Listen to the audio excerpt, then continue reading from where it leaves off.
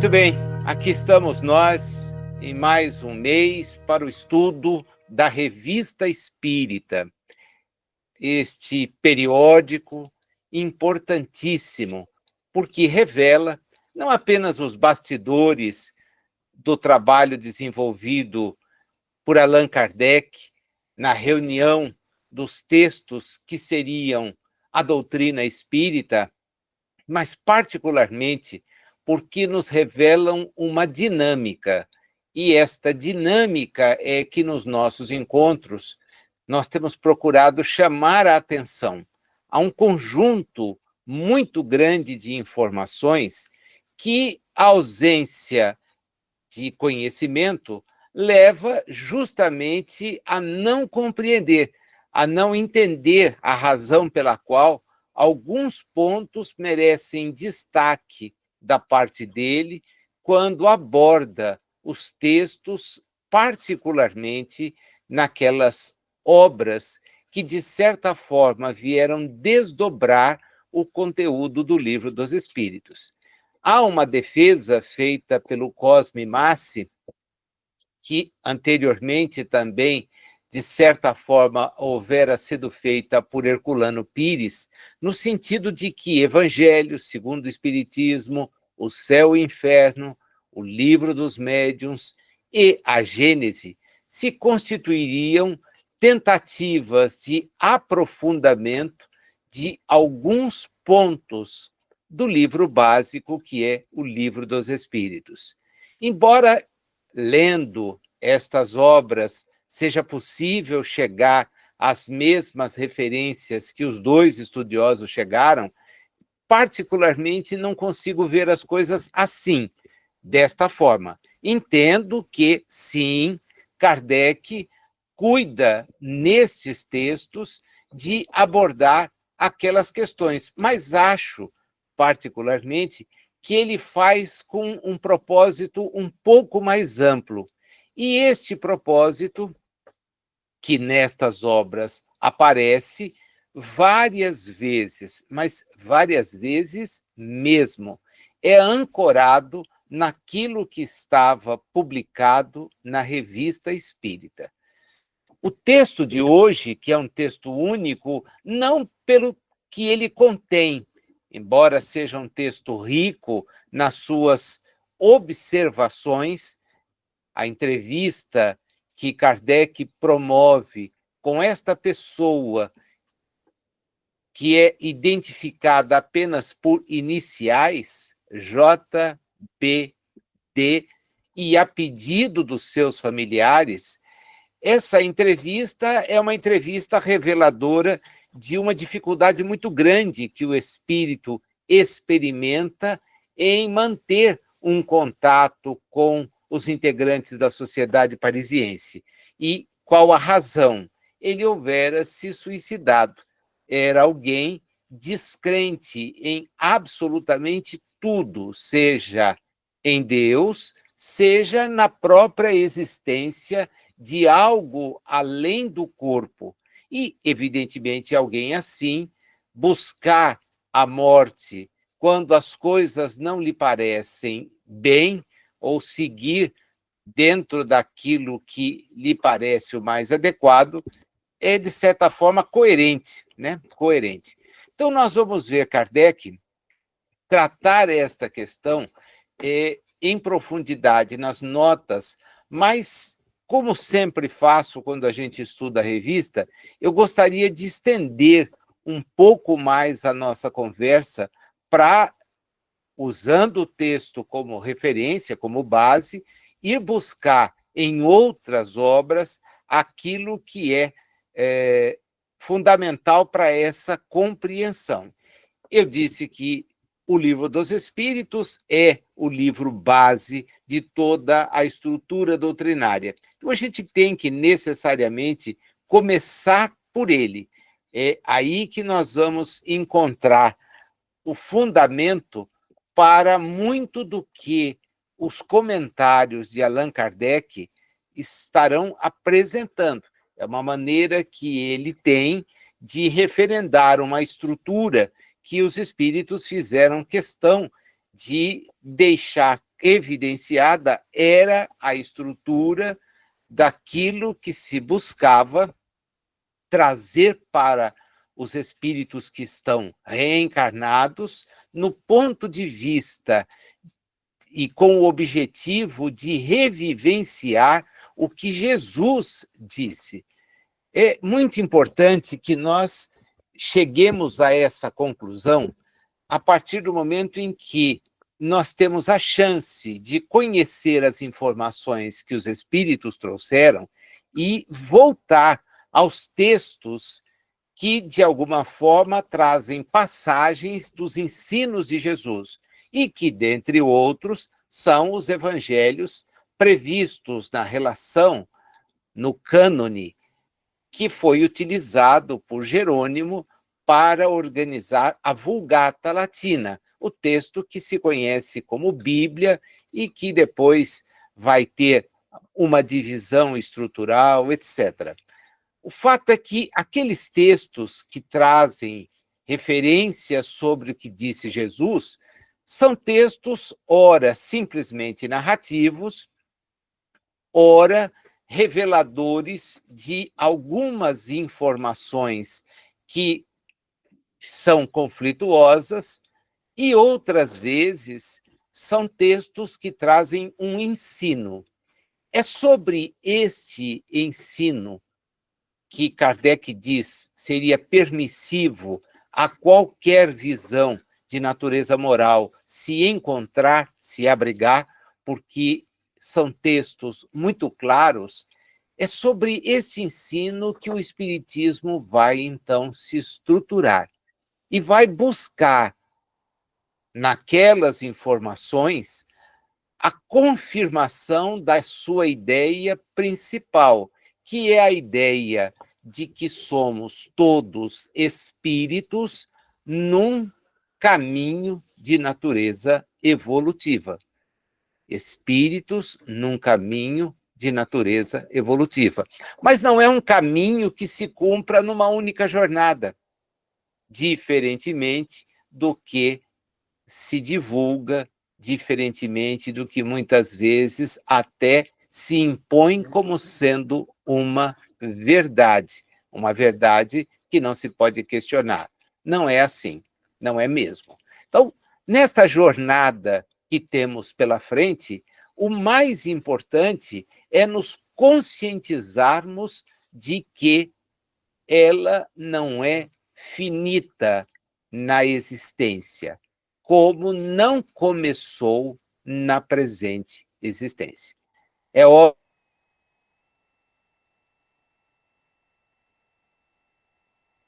faríamos muito mais do que um encontro para falar a respeito de uma comunicação que está apresentada em 4 páginas, que é o texto do arquivo que cada um daqueles que participa do grupo de estudos recebeu para poder se preparar para o encontro de hoje.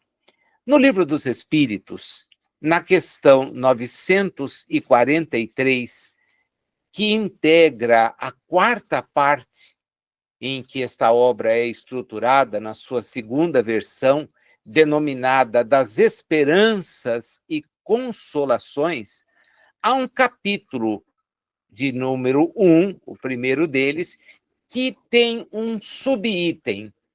Esse subitem se denomina Desgosto da Vida, Suicídio. E Kardec, então, pergunta aos espíritos de onde nasce o desgosto da vida, que sem motivos plausíveis se apodera de certos indivíduos. Quer dizer, de onde vem esta ideia? Dizem os espíritos, é efeito da ociosidade, num primeiro lugar, da falta de fé, num segundo lugar, e não raro da saciedade. Olha que interessante como as coisas são postas. De onde nasce essa ideia? Olha, presta atenção que são 3 coisas. Primeiro, ociosidade. Se nós formos ver uma das leis fundamentais em que se estrutura o Livro dos Espíritos, está na parte terceira, é a do trabalho. É a do trabalho. E ali nós vamos ver exatamente a necessidade que todos temos de nos manter ativos. Física, mas acima de tudo, espiritualmente ativos. É importantíssimo manter-se espiritualmente ativo. A melhor maneira de manter-se espiritualmente ativo é efetivamente praticar o bem. É o amai-vos. Entretanto, o Espírito Verdade acresce o instruí-vos, o que significa aproveite o tempo que você tiver em qualquer das oportunidades na realidade física ou além dela, para manter-se intelectualmente ativo. Busque conhecer. Busque conhecer. Segundo ponto, da falta de fé. E a fé, como também aparece nesta mesma parte do Livro dos Espíritos, na lei de adoração, é decorrente, muitas vezes, da equivocada forma de se apresentar as coisas, o que leva à desilusão, o que leva ao afastamento. Se, em determinado momento da vida do mundo, acreditar-se em algumas fantasias se fazia justificável, insistir nelas nos dias que vêm do século XIX para cá, parece muito leviano, parece muito irresponsável. Então, acreditar num reino dos céus de papelão, em situações desta ou daquela natureza, em condições para ser levado à presença de Deus, porque foi alguém de forma exemplar, as coisas não funcionam assim. É preciso ser racional, é preciso entender que tudo tem um encadeamento e não se chega ao topo de nenhuma condição sem ter percorrido todas as etapas daquela jornada que leva até ali.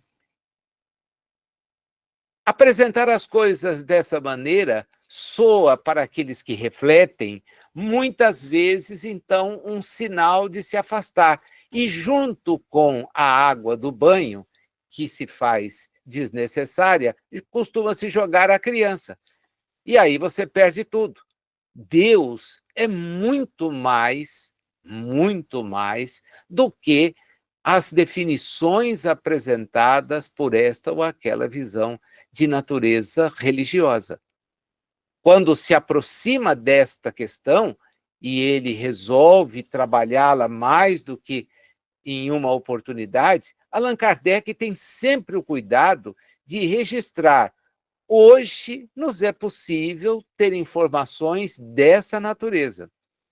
Porém, apenas evoluindo, conseguiremos ter uma ideia mais aperfeiçoada do que venha a ser a divindade, a causa primária de todas as coisas, a inteligência suprema. Não nos é possível, falta-nos o sentido da compreensão, isto é, da evolução, para entender algo que efetivamente fica para nós muito, mas muito complicado. É aí que Jesus usa, então, o Pai e resolve a situação. Não dá para falar mais. Entenda, é o Criador de tudo, é o Pai, ponto final. Isto é extremamente inovador. Então, a falta de fé decorre muitas vezes de não acreditar em certas invencionices, né, em certas questões que aparecem para as pessoas como dogmas. Olha, é desse jeito. Se você não acreditar assim, você está irremediavelmente condenado. Mas condenado ao quê? E aí vem toda uma série de outras colocações que também reforçam justamente esse distanciamento. Porque a pessoa raciocina e diz: bom, isso não pode ser verídico, isso não tem como ser verídico. O resultado, bem, o resultado pode levar, então, a esse desgosto da vida. A pessoa não se ativa, ela perde esperança porque não tem informações adequadas, mas há uma terceira coisa que aparece na questão, que é a saciedade. Aqui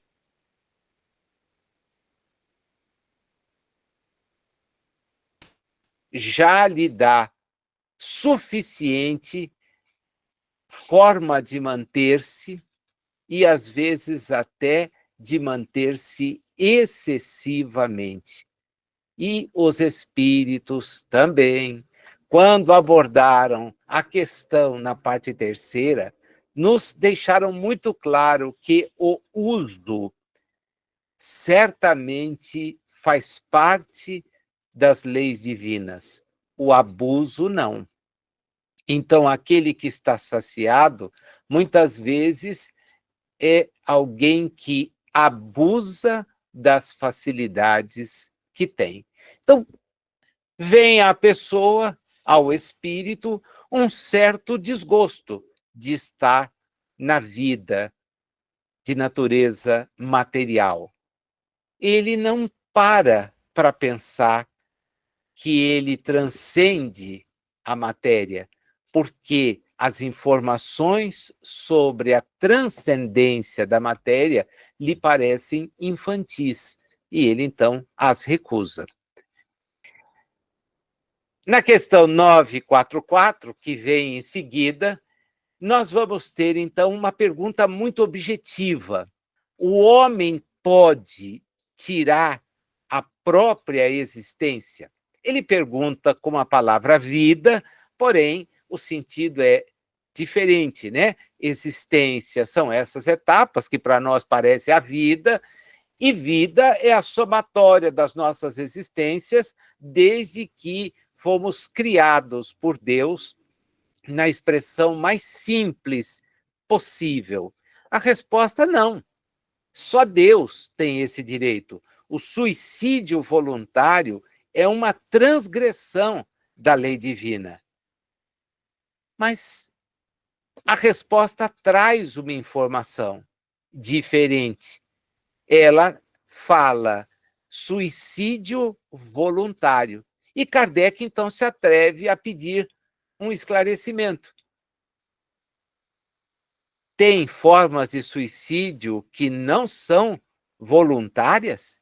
E a resposta deles é muito óbvia. O louco que se mata não sabe o que faz. Então percebam que mesmo na questão da morte do corpo, levada a efeito a partir do suicídio, é muito importante que nós entendamos as condições daquele que a provoca, daquele que a busca.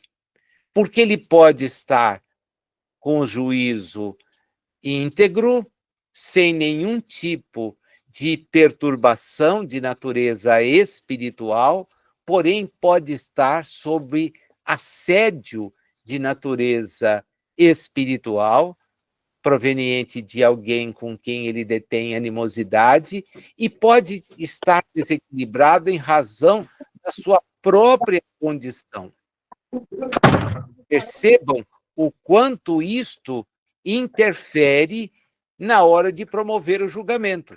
Então, também é cuidadoso, exige de nós todo o cuidado, fazer esta ou aquela afirmação no sentido de que, para todos os que buscam a morte voluntária, nós estaríamos numa mesma condição. Não é isso que eles deixam evidenciado quando respondem a essa pergunta de Kardec, que vem justamente a partir de uma informação que não é uma informação extremamente comum. Eu disse que a pergunta nos remetia a um outro texto. E vocês que têm o hábito, então, de anotar, peguem para ler depois com mais cuidado, porque eu não vou me deter em tanto assim nesse texto, mas está no capítulo 5º do Evangelho, o item de número 17. No capítulo 5º, item 17. O suicídio e a loucura. E ele, então, explica naquilo que aparece justamente num comentário bastante extenso, o que o Espiritismo consegue ampliar a capacidade de compreender essa questão da busca do suicídio. Apresenta-nos o Espiritismo, os próprios suicidas, a informar-nos da situação desgraçada em que se encontram e a provar que ninguém viola impunemente a lei de Deus que proíbe ao homem encurtar a sua vida. Entre os suicidas, alguns há cujos sofrimentos, nem por serem temporários e não eternos, não são menos terríveis e de natureza a fazer refletir os que, porventura, pensam em sair daqui antes que Deus o haja ordenado. Então, esta ideia, ela só é possível a partir do quê? A partir do contato com os espíritos que deixaram a Terra. Essa é a razão do texto que a gente tem hoje para analisar. Porque o pedido dos familiares, no sentido de que houvesse a evocação daquele homem identificado pelas 3 letras J, B e D, era no sentido de saber se ele tinha alguma informação para ofertar. Esse é o propósito. Os parentes, evidentemente, estão preocupados porque, descreve Allan Kardec, ele era um homem instruído. Entretanto, era até onde podia se imaginar imbuído de ideias materialistas. Então, conhecia muito, porém, o conhecimento era restrito às coisas da matéria. Esta é a questão mais desafiadora que acaba surgindo para o próprio propósito espírita. Muitos que não conhecem o espiritismo entendem que a preocupação-chave dele é a de ocupar o lugar de outras denominações de natureza religiosa que estão presentes, e não é. Essa não é a preocupação-chave. O espiritismo entende que, a depender do grau evolutivo em que estejamos, esta ou aquela visão particular a respeito de temas que dizem respeito à alma, que é o espírito encarnado, podem ser obtidas onde a pessoa se sente melhor. E nós temos que respeitar esta opção. É o passo evolutivo em que ela se encontra. Não que o espiritismo seja um passo além, não é isto. É que conhecer-se da forma como o espiritismo nos permite aumenta o grau da nossa própria responsabilidade. Aí está a chave. Onde está escrita a lei de Deus? Na consciência.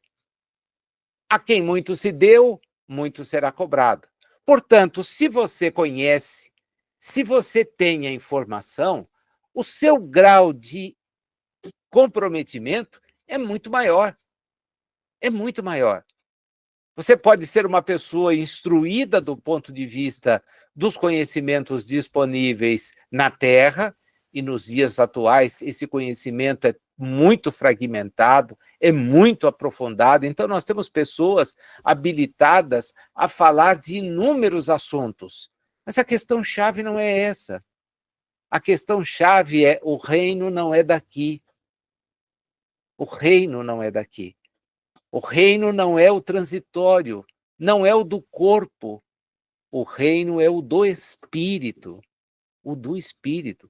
Então preste atenção, porque você terá que reunir informações a respeito desta situação, desta realidade.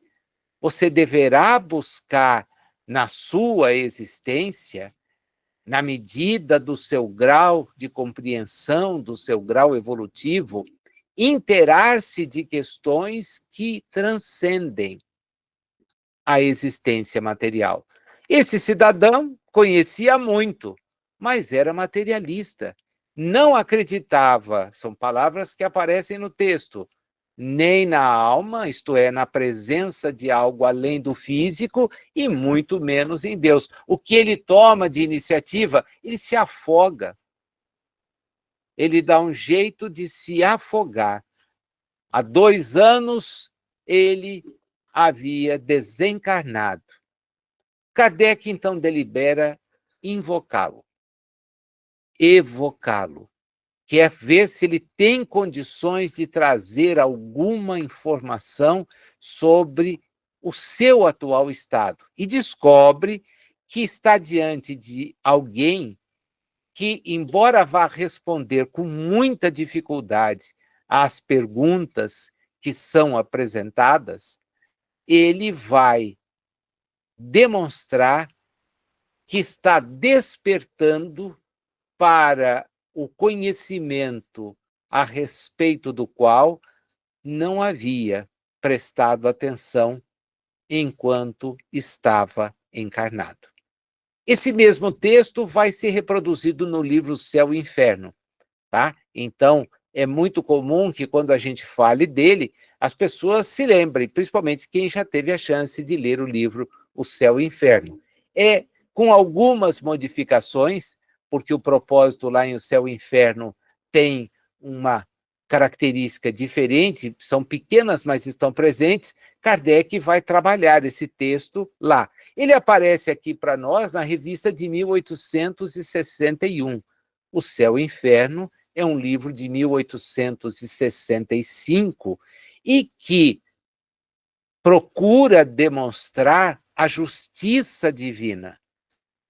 A justiça divina, quebrando as ideias teológicas de céu, de inferno. Quebrando tais ideias, dizendo que elas são presentes não apenas na visão dominante do Ocidente, mas também em culturas pretéritas, presentes em culturas que não as decorrentes da, da civilização dita europeia, mas é claro dizer, olha, são concepções que o homem vai desenvolvendo. Agora, na medida em que nós temos um espírito que já viveu na Terra à nossa disposição, vamos ouvi-lo, para que ele nos conte aquilo que efetivamente está acontecendo. E é o que acontece, né? Ele diz, olha, quando se apresenta, eu sou um condenado. Olha como ele se vê, um condenado. Mas condenado a quê? Né? É a primeira coisa que nos ocorre. Por que você se sente condenado? E ele, na segunda pergunta, diz, porque eu vivo de uma forma penosa. E o seu chamado para mim é muito penoso. É difícil para mim atender ao seu chamado. Você buscou a morte? E ele disse sim. A resposta é só essa. E Kardec anota, ele escrevia com tanta dificuldade, uma letra grande, irregular, quase ilegível. E Kardec termina esse primeiro, essa aproximação, dizendo para ele: nós vamos pedir por você a Deus. Ao que o Espírito, então, coloca um primeiro ponto que vai de encontro àquela questão do Livro dos Espíritos. Sou forçado a crer em Deus. Sou forçado a crer em Deus. Ele era descrente. Qual das situações leva a pessoa a buscar por término a existência? Olha, a ociosidade, a falta de fé e, às vezes, a saciedade. A gente já pegou aqui presente uma das condições. E ele retorna dizendo: olha, eu sou forçado. Esse sentido do forçado vai ficar melhor esclarecido. Por que é que você buscou o suicídio? O que te levou a fazer isso? Ele diz: olha, eu tédio de uma vida sem esperança. Tédio de uma vida sem esperança. Tédio de uma vida sem esperança. Eu vou seguir no interrogatório dele, porque acho que depois fica melhor voltar e pegar os comentários, tá? Os comentários é que valem o texto.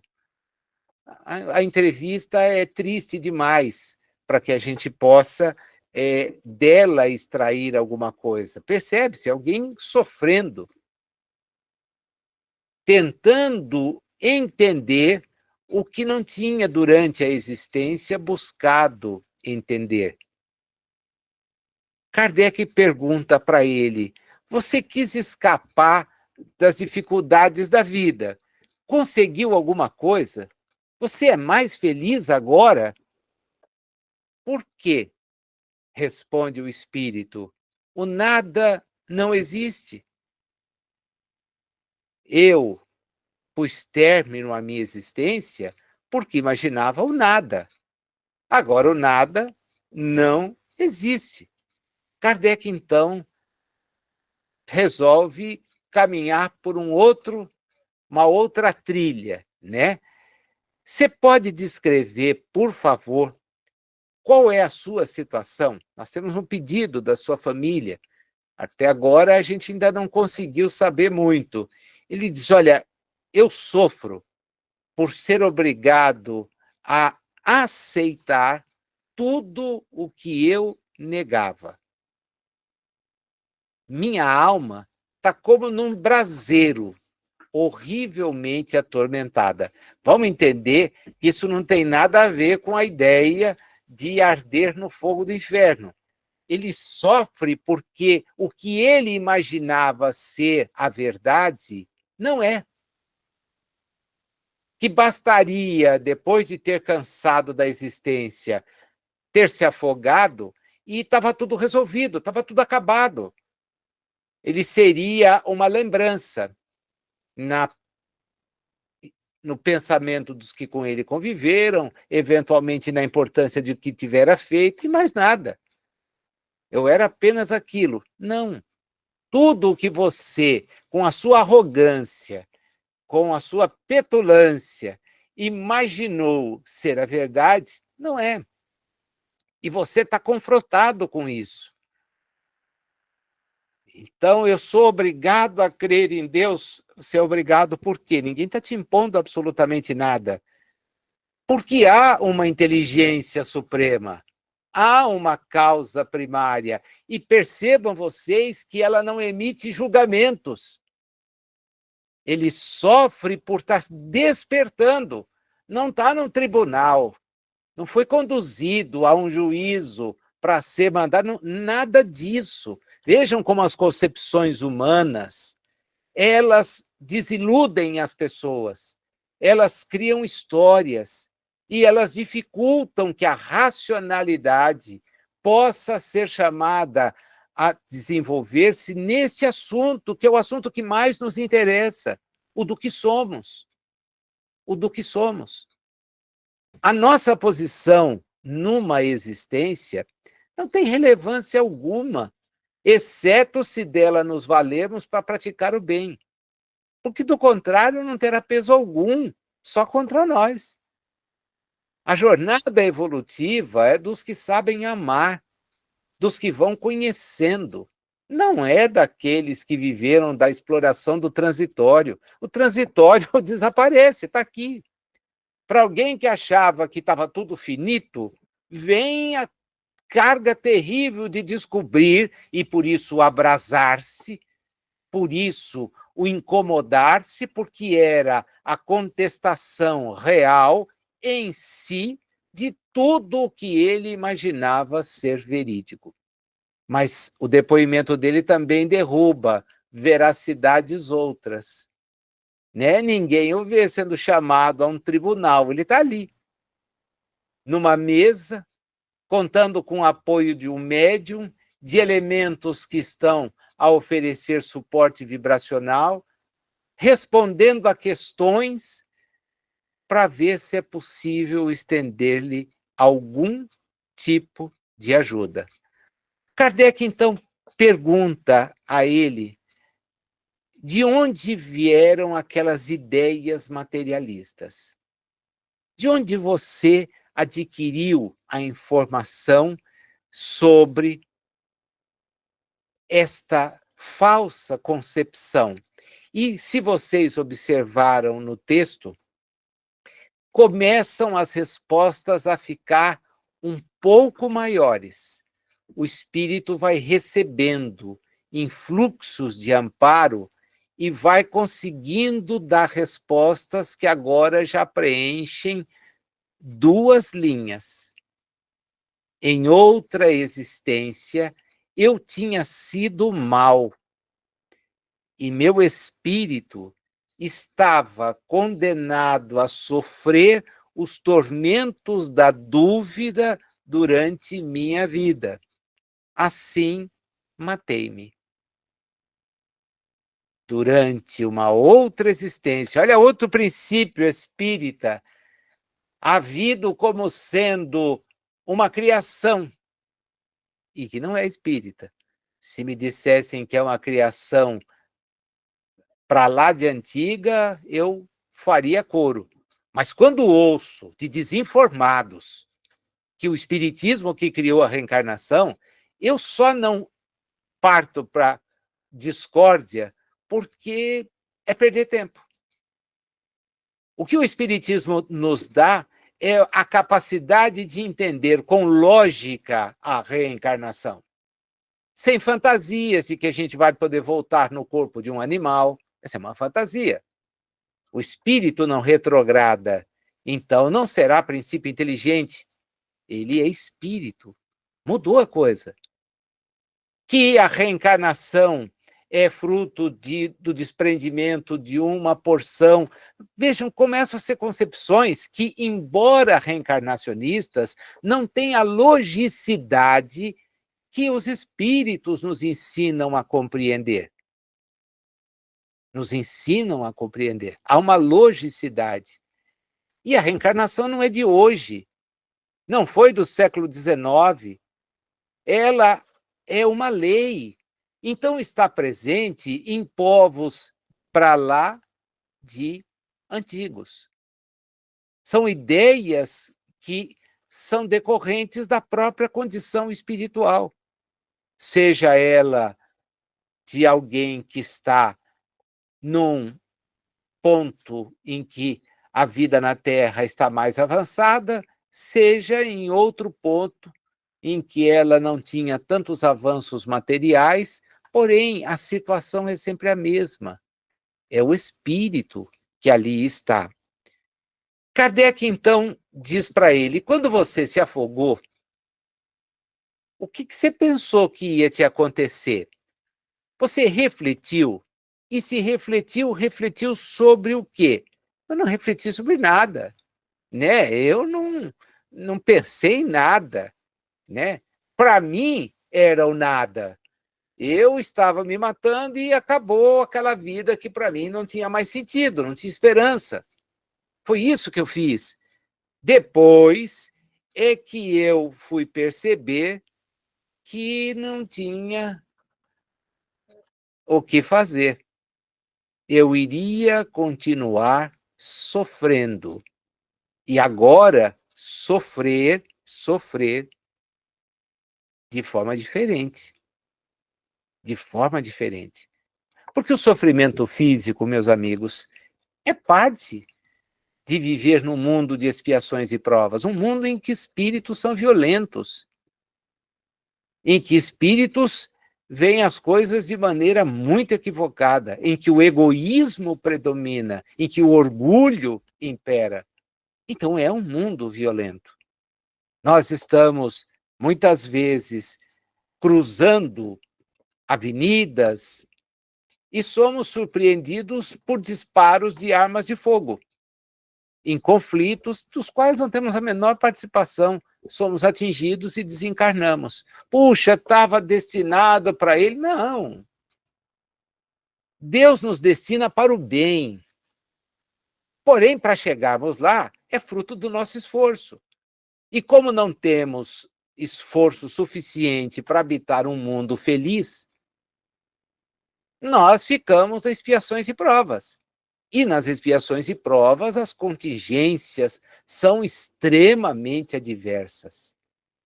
Faz parte. Mas também isso os espíritos nos mostraram na lei de destruição.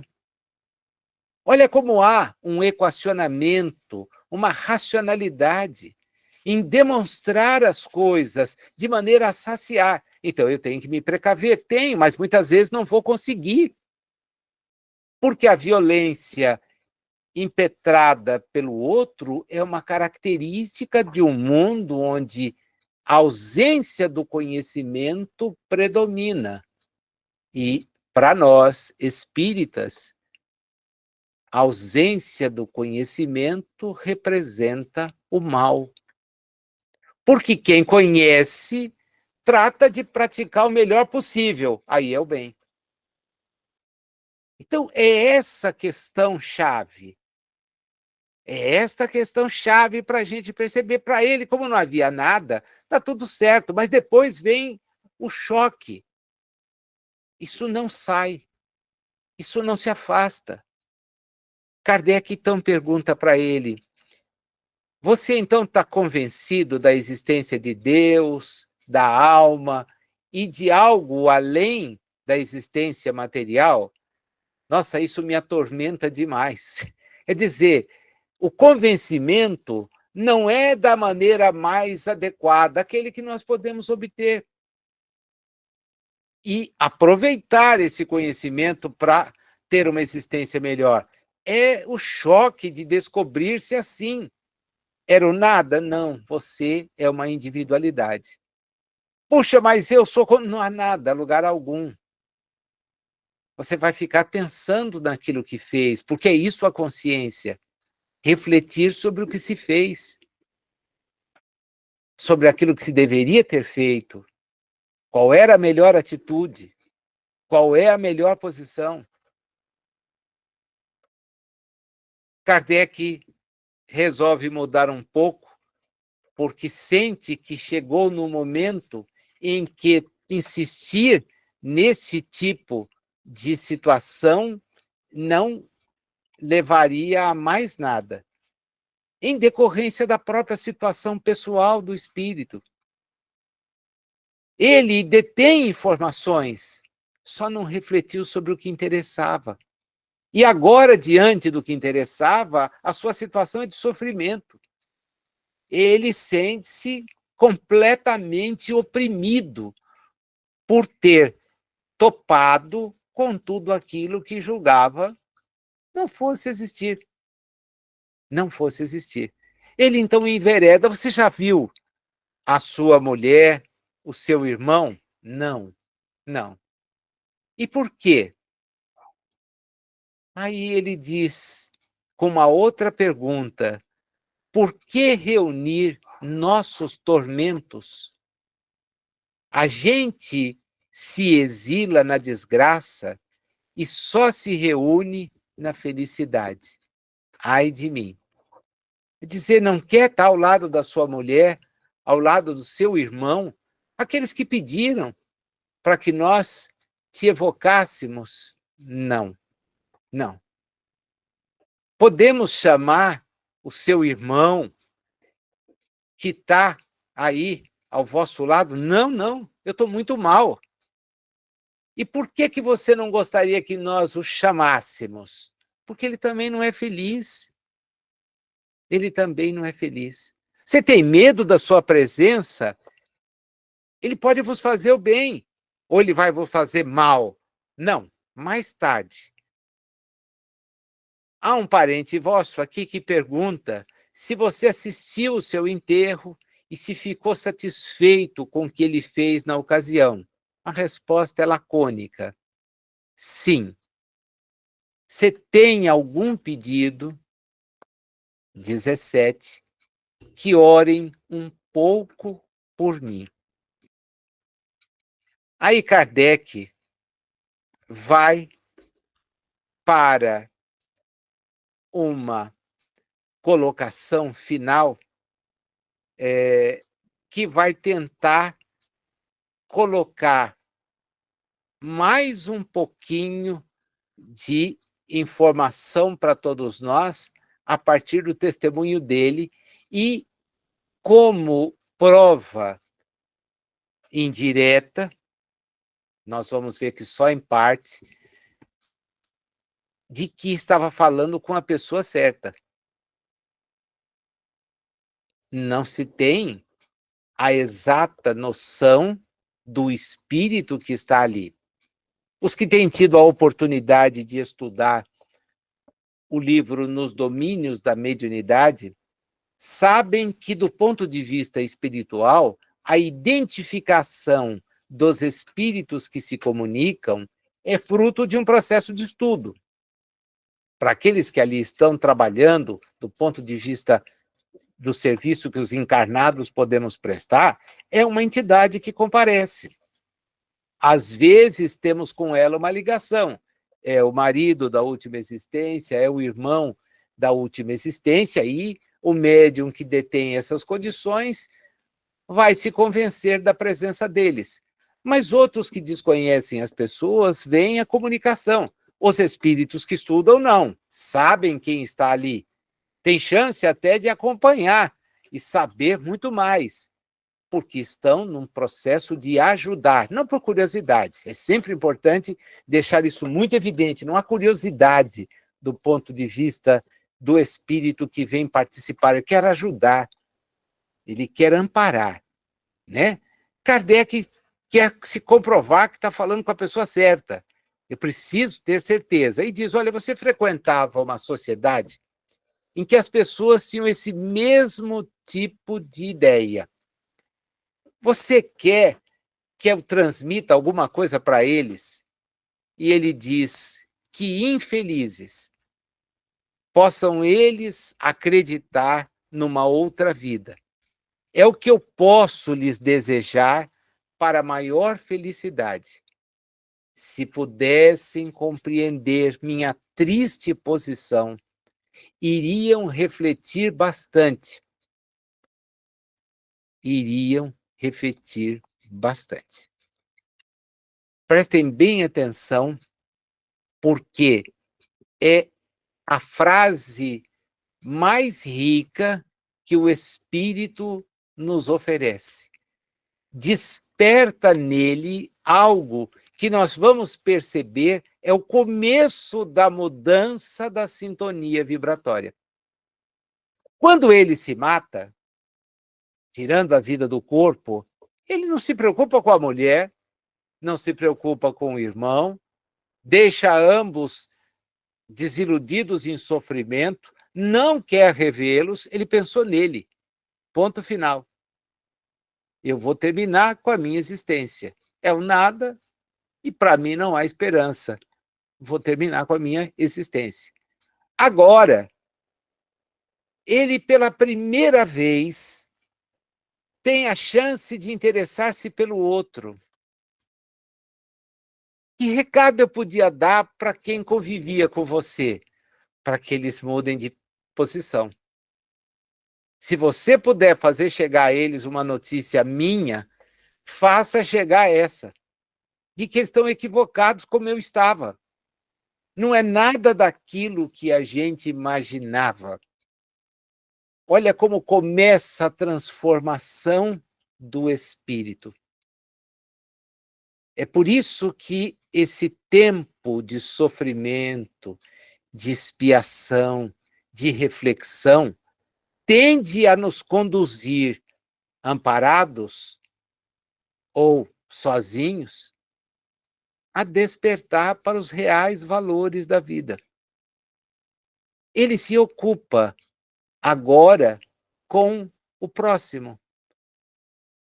Aquele grupo que a gente não fica sabendo qual é, certamente porque Kardec entende que não é uma informação apta ou útil, mas é algo que ele, então, sabe, porque confirma quem é a pessoa, e a ideia defendida por aquelas pessoas certamente lhe era conhecida.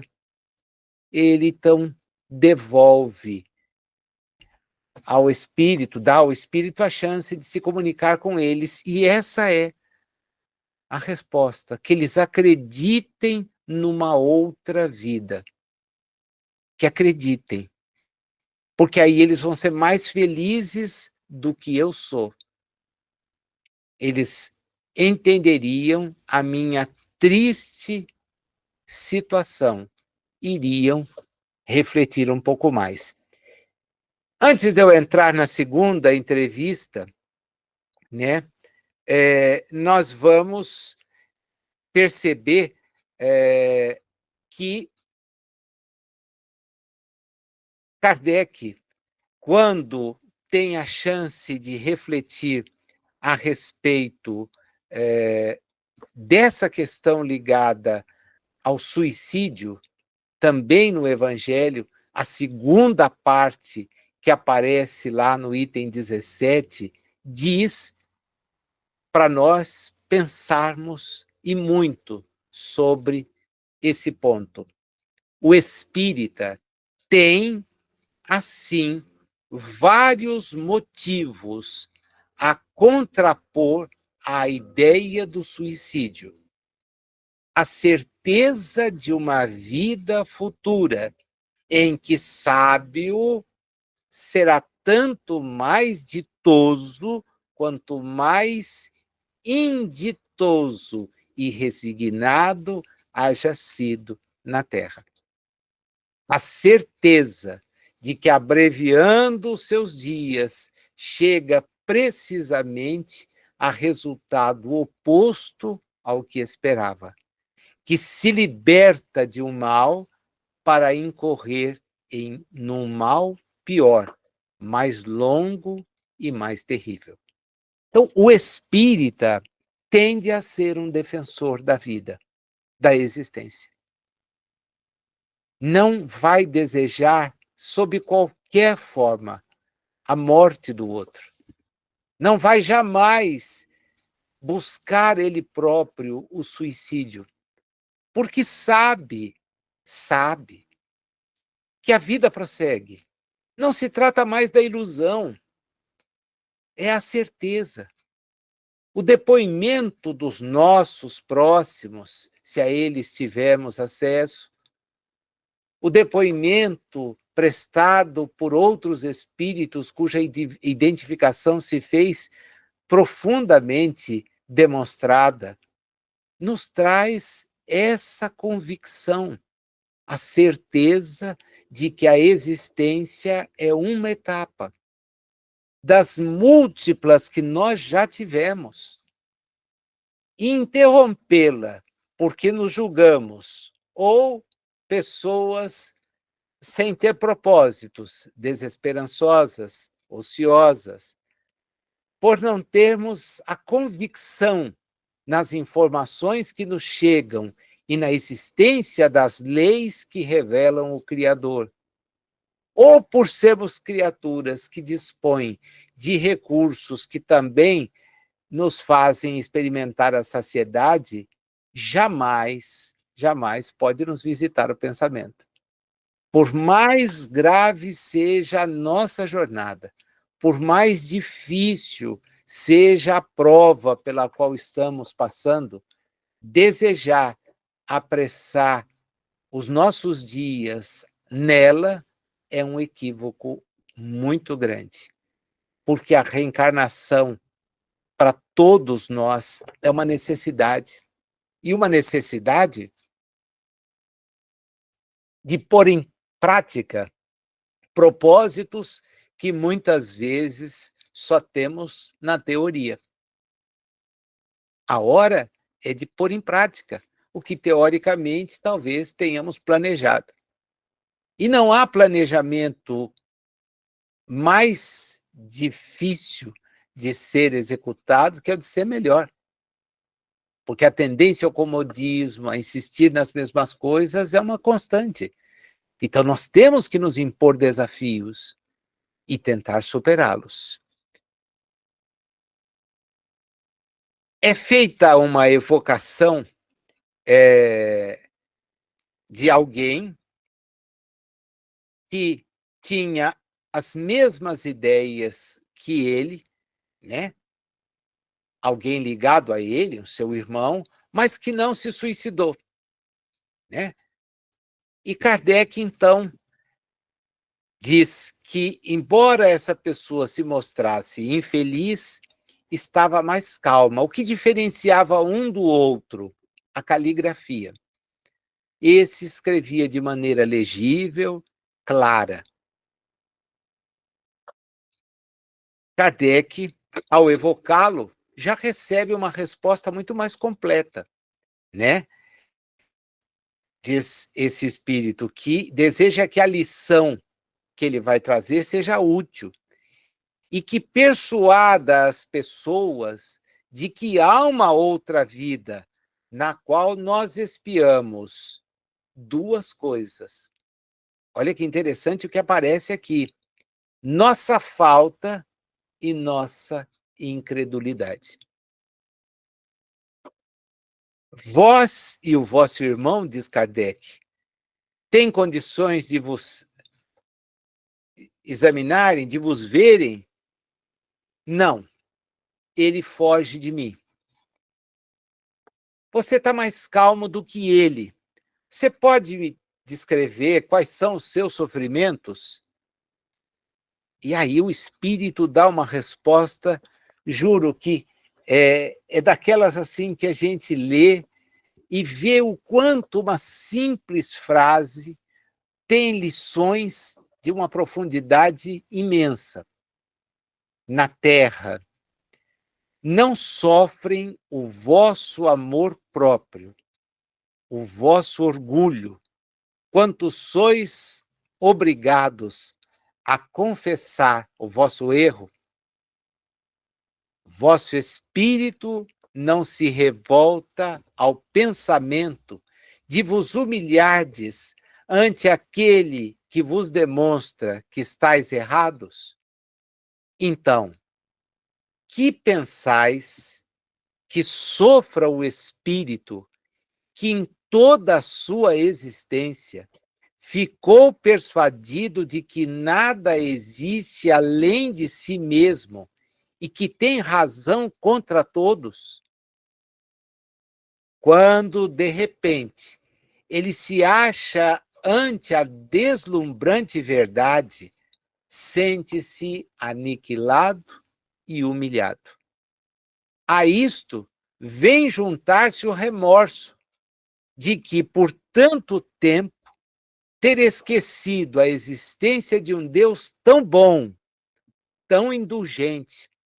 Seu estado é insuportável. Não encontra calma, nem repouso. Não achará um pouco de tranquilidade, senão no momento em que a graça santa, isto é, o amor de Deus, o tocar. Porque de tal modo o orgulho se apodera do nosso pobre espírito que o envolve inteiramente, e ainda lhe é necessário muito tempo para se desfazer dessa túnica fatal. Só a prece de nossos irmãos nos ajuda a nos desembaraçarmos dela. Meus amigos, olha que lição! Olha que ensinamento! Que ensinamento! Que clareza de raciocínio, demonstrando o quanto o equívoco de nadar contra a corrente nos enceguece e nos faz, sem ter obtido informações que achávamos pueris, sem sentido, voltar à realidade espiritual e ser confrontado por algo que não imaginávamos pudesse existir. O materialista, e aí está o foco do espiritismo, esse é o combate do espiritismo, é contra o materialismo, contra a visão daqueles que não partilham a nossa maneira de compreender as coisas, porém são espiritualistas. A gente tem que o espiritismo é espiritualista, doutrina espiritualista, acredita em algo além do que é o físico. Lógico que dá a esse algo muito mais do que uma breve incerteza, uma breve certeza fugaz. Não, vem lá e detalha, convoca, explica, demonstra, satisfaz a racionalidade. É isto que o Espiritismo faz, satisfaz a racionalidade. Pode nos confrontar, e nos confronta, porque as explicações que traz demandam da nossa parte uma mudança muito grande de postura. Exigem de nós uma forma de caminhar completamente diferente da forma que julgávamos ser a mais adequada. O nosso exercício de compreensão ganha contornos e dificuldades imensas, porque já não se trata mais de achar que as coisas são de uma maneira fantasiosa, mas de enfrentar a realidade. Então, o Espírito apresenta 3 perguntas para depois dizer para Kardec: o que você pensa de alguém que está na minha situação? Tudo o que eu achava era falso. Tudo o que eu entendia como sendo verdadeiro é uma tremenda de uma balela. A vida futura, o reino que não é daqui e que Jesus demonstrou, voltando para comprovar àqueles seus seguidores de que a vida é mais ampla do que a existência, isto é o desafio. Aqueles homens ficaram destemidos. O que lhes tirariam? A existência. Seriam mortos. Tá, tudo bem. E o que é a morte para o espírito? Nada. É a perda de uma oportunidade que ele teve de fazer o bem da melhor maneira possível. Mas e se ele fez uma existência de práticas benéficas? Se ele se dispôs a servir, mesmo assim é incompreendido e morto, fazer-se-á o quê? Aqueles que acham que matam o corpo e matam o espírito não têm nenhuma outra noção além do que aquela que é o próprio corpo. Apenas e tão somente. Então, elimina o problema. Jesus veio demonstrar exatamente o reino, que é espiritual. O homem estava no momento de ter a notícia e ele quis dá-la pessoalmente. A partir daí, essa informação foi tratada por nós da maneira mais equivocada possível. Porém, ele havia predito. Eu tinha mais coisas para dizer, mas hoje não dá. Não dá mesmo. Se vocês amarem, já está ótimo. Façam isso. E não tenham dúvida. E não tiveram. Não tiveram. Quando ele aparece a Saulo de Tarso, ele já dá a Saulo um choque que certamente o espírito de Saulo, antes de reencarnar, houvera pedido. Porque ele não fazia parte do grupo de seguidores, porém haveria de defender aquela ideia do reino. E ao saber que perseguia os seguidores de alguém que ele não houvera conhecido, mas que para ele se manifesta questionando qual a razão, ele desperta com uma dificuldade imensa para a tarefa que deveria cumprir. E a cumpre. Entendendo que deveria divulgar aquilo que Jesus houvera dito. Ele que não concebia a presença do Messias, daquele que houvera sido prometido, em parte, pelos textos antigos, porque grande parte daqueles textos representa a leitura que os homens temos sobre fatos espirituais e que não são como nós os enxergamos na maioria das vezes. A conversa continua e ele então pede ao espírito comunicante se ele gostaria de ver os outros irmãos que estão encarnados ou em espíritos. Eu posso falar de todos eles. Nós estávamos conversando aqui com o seu irmão e um dos presentes orou por ele. A prece foi útil? A resposta também é muito clara. Ela não vai ser perdida. Agora não vai conseguir produzir efeito. Vai ser. Nesse momento, não. Ele está desequilibrado. Eu não chamei a atenção, porque o título não chamava, né? E por que razão? Porque, na verdade, nós temos dois ateus chamados para um mesmo encontro. Um deles é suicida. É o que revela as piores condições. O outro se faz chocado. Ambos estiveram no mesmo ambiente familiar. Um revela um sofrimento extremo.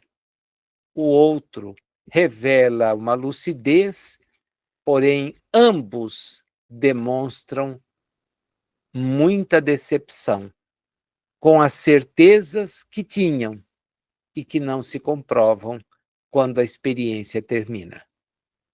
Kardec remete o conteúdo daquelas manifestações para a pessoa que havia pedido que elas ocorressem, né? Na verdade, o pedido, como ele nos apresenta, era em relação ao que havia se suicidado. E ele manda a Kardec uma resposta que é, assim, para lá de comprovadora do acerto daquilo que ele presenciou, né? O senhor não sabe o bem que essa evocação produziu para nós. Nós os reconhecemos perfeitamente.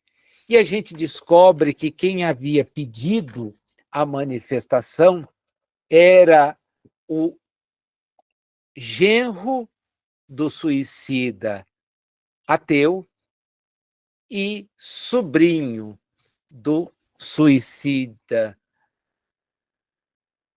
do não ateu, que desencarna, E essa afinidade do parentesco decorre dos laços de família. O sogro, então, tio da mulher, e ele também considera como seu tio, como nós comumente fazemos. Nós os reconhecemos. A letra do primeiro tem uma analogia com a letra que ele tinha em vida. Tanto mais quanto nos últimos meses que passou conosco, ela é arrebatada e indecifrável. Kardec achava que aquela letra era o estado do sujeito. Não, o garrancho era próprio dele. Ele escrevia daquele jeito mesmo. Tá? Então é um sinal de que era ele. Aí encontramos a mesma forma das pernas, da assinatura e de certas letras. Principalmente, olha o número de letras: D, F, O, P, Q e T. Ainda por mais que o médium pudesse usar a grafia semelhante, todas essas situações não. E ele vai mais. Quanto às palavras, às expressões, ao estilo, isso é notável. Para nós, a analogia é perfeita, a não ser o seu maior esclarecimento sobre Deus, a alma e a eternidade, que ele negava formalmente. Estamos, pois, perfeitamente convencidos quanto à identidade. Mostrei, continua a carta, as duas comunicações a várias pessoas que ficaram tocadas por sua veracidade. Mas os incrédulos, os que participam das opiniões de meus dois parentes, desejavam respostas mais categóricas que, por exemplo, o senhor D, vamos lá perceber aonde entra o incrédulo, dissesse o lugar onde foi enterrado, onde se afogou, de que maneira procedeu, etc. Para satisfazê-los e os convencer, bem poderíeis fazer-lhe as seguintes perguntas. E aí ele apresenta: onde e como cometeu suicídio? Quanto tempo ficou mergulhado? Onde seu corpo foi encontrado? Em que lugar foi enterrado? De que maneira, civil ou religiosa, se procedeu ao seu enterro, etc. Peço-vos, Senhor, a bondade de exigir perguntas categóricas que eu fiz para aqueles que duvidam. Eu acho que isso vai produzir um bem muito grande para eles, né? Aí, Kardec resolveu dar um chega para lá nas considerações, né? E para que a gente entenda essa sua resposta, é importante também conhecer um texto que está nas obras que nós julgamos fundamentais, né, para que a gente possa entender o conjunto espírita, que é o Livro dos Médiuns.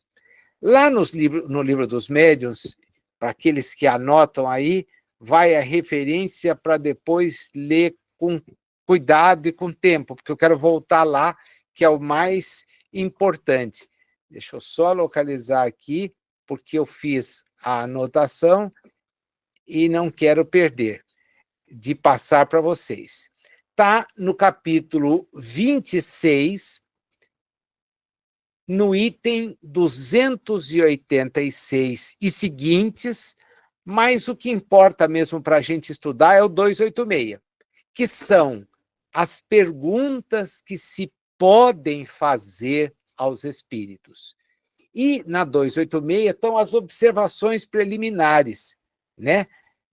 Eu posso perguntar para o espírito aquilo que eu acho que devo perguntar? Então, essas perguntas que ele apresentou em resposta, todo mundo estava feliz, todo mundo ficou contente em casa, mas os amigos daquela sociedade, que ambos certamente participavam, completamente descrentes, eles queriam mais detalhes, mais detalhes. E o senhor pode fazer essas perguntas? Aí ele então responde. As perguntas que você deseja que eu dirija ao espírito do vosso sogro são ditadas por louvável intenção, a de convencer os incrédulos, porque em vós não há mistura de sentimentos de dúvida e de curiosidade.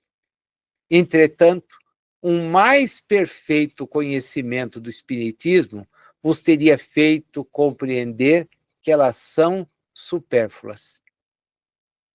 É dizer, você não tem dúvida? Não, eu estou convencido que é meu sogro, convencido que é o tio da minha mulher, meu tio por afinidade. Então, meu amigo, esse tipo de pergunta eu não vou fazer. Por quê? Para começar, se eu pedir ao vosso sogro para dar respostas categóricas, certamente ignorais que não governamos os espíritos à vontade. Eles respondem quando querem e como querem, e muitas vezes como podem. Vamos guardar essas 3 colocações? Quando querem, como querem e o mais importante, como podem. Como podem. Sua liberdade de ação é ainda maior do que quando vivos, encarnados, e tem mais meios de subtrair-se à pressão moral que tentássemos exercer sobre eles. As melhores provas de identidade são dadas espontaneamente, de acordo com a própria vontade, ou que brotam das circunstâncias, e, na maioria dos casos, é perder tempo querer provocá-las. Vosso parente provou sua identidade de modo irrecusável, segundo vossa opinião. É, pois, mais que provável que recuse responder a perguntas que, de pleno direito, ele considera supérfluas e feitas com o objetivo de satisfazer a uma curiosidade. E de pessoas que, vamos ser sinceros, lhe são indiferentes. Poderia ele responder como frequentemente fizeram outros espíritos em casos semelhantes com a seguinte pergunta, e ele então reproduz: qual interesse em perguntar-me coisas que sabeis? Acrescentarei ainda que o estado de perturbação e de sofrimento em que se encontra deve tornar-lhe mais penosas as pesquisas desse gênero, exatamente como se quisesse obrigar a um doente que apenas pode pensar e falar a contar-nos detalhes da sua vida. Seria certamente uma falta de consideração à posição que ele está. Agora, quanto ao resultado que você acha que vai ter, que nós vamos, com as respostas, convencê-los, eu venho te dizer que esse resultado seria nulo. Nulo, tá? Por quê? Porque as pessoas e os 2 depoentes nas mensagens foram categóricos. As pessoas insistem que as suas ideias são verídicas e não se dispõem nem ao menos a refletir sobre ideias que contrariam aquilo que elas pensam ser a verdade. Então, se elas pensam assim, o que nós vamos conseguir mudar? O que vai ser alterado? O que vai ser modificado? Logo no começo do Livro dos Médiuns, quando Kardec faz aquelas 4 colocações introdutórias, os 4 primeiros capítulos, em que ele vai nos demonstrar o que vem depois, mas exigindo esse exame prévio, há uma passagem em que ele chama a nossa atenção de que a última preocupação que devemos ter enquanto espíritas, por mais ativos e conhecedores sejamos, é o de tentar demover, perder nosso tempo com aqueles que não estão nem um pouco interessados em ser convencidos por aquilo que nós já sabemos. Nem um pouco.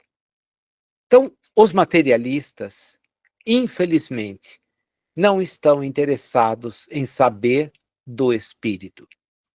O que os leva a ter esse tipo de convicção, o que os faz imaginar que a existência é apenas a material e que mesmo a material, ao encerrar-se, não acrescentará nada em termos do que nós sabemos acrescenta, é algo com que não devemos nos preocupar, nem nos ocupar. É o último tipo de esforço que nós precisamos fazer. E era justamente aquele que pedia fosse feito para o espírito que se comunicava. Queremos detalhes, detalhes, detalhes de alguém que sofre. Isso é espezinhar o sofrimento. Vai convencer aqueles que receberem as informações? A resposta é um sonoro não. Vai fazer é com que se perca o tempo. E o tempo é tão precioso para que nós o desperdicemos em curiosidades que são vãs. Aquelas pessoas, e se a gente pegar a informação, exceto quanto ao tempo que ele ficou mergulhado até a morte, mas certamente foi um tempo necessário a lhe faltar capacidade de respirar, e por isso ele entrou no processo que veio a desencarnação, tudo mais é sem sentido. Ele se atirou num rio, foi encontrado mais adiante o seu corpo, tinha buscado suicídio, e aquelas pessoas souberam onde ele foi enterrado, souberam a razão da sua causa-morte, sem que houvesse necessidade de lhe perturbar com esse tipo de coisa. Dentre as questões que se podem fazer aos espíritos, nós devemos sempre nos ocupar daquelas que nos podem trazer informações e lucidez. Jamais aquelas que possam inspirar a curiosidade. Por quê? Porque, para satisfazer a nossa curiosidade, Jesus esteve aqui e o Espírito Verdade coordenou o conjunto de respostas que se constitui o Livro dos Espíritos. Ali, nós conseguimos satisfazer a toda sorte de curiosidade. Há outros livros, sim, muitos outros. Não preciso aqui nem me reportar a eles. Vou ficar só com o Livro dos Espíritos. Mas há outros tantos, mesmo, importantes, mais antigos, recentíssimos, que trazem informações espirituais. Porém, elas nunca são veiculadas no sentido da curiosidade pessoal. Elas falam de questões que nos interessam sem particularismo. São muito mais amplas. Esse é o propósito, esclarecer. Cada espírito terá que desenvolver a sua própria evolução. E quanto antes se dispuser a compreender questões como aquelas que o Livro dos Espíritos nos traz, que a Revista Espírita nos trouxe hoje, tanto melhor para cada um de nós. Espero que o encontro tenha sido útil, que você encontre material para refletir, se já não fez, preparando essa nossa conversa de agora, e que pegue parte das referências, se não todas, para continuar a sua reflexão, porque nós temos nas respostas, principalmente lá do Livro dos Espíritos, uma sequência imensa de informações. Eu me restringi a 943 e a 944 porque eram o propósito daquilo que estava no nosso estudo de hoje. Porém, se vocês seguirem, certamente encontrarão a satisfação, não de curiosidades, tá? Mas a informação que nos ajuda a caminhar melhor. Obrigado pela sua presença e até o próximo mês com mais um estudo.